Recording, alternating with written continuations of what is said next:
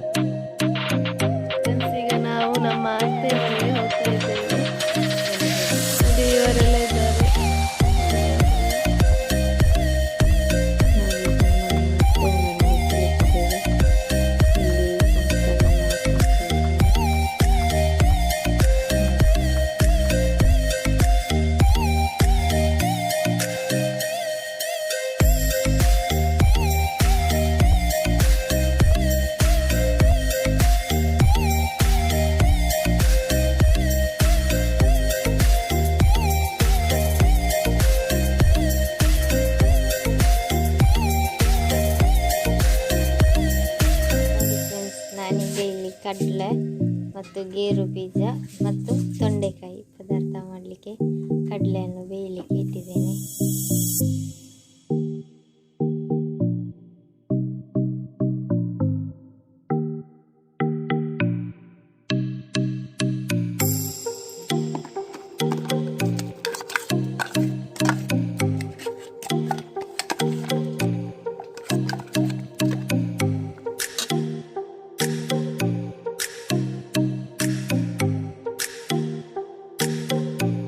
ಇದಾಗಿದೆ. ಇದಕ್ಕೆ ಕೊನೆಗೆ ಬೀಜವನ್ನು ಹಾಕ್ತಾ ಇದ್ದೇವೆ, ಗೇರು ಬೀಜ.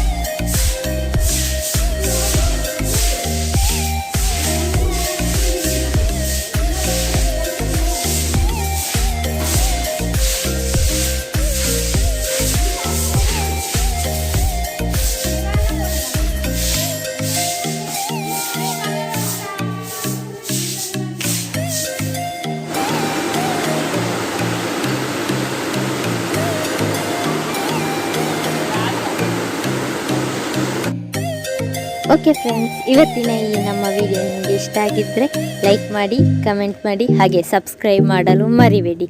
ಇನ್ನು ಮುಂದಿನ ವಿಡಿಯೋದಲ್ಲಿ ಸಿಗೋಣ. ಅಲ್ಲಿವರೆಗೂ ಬಾಯ್.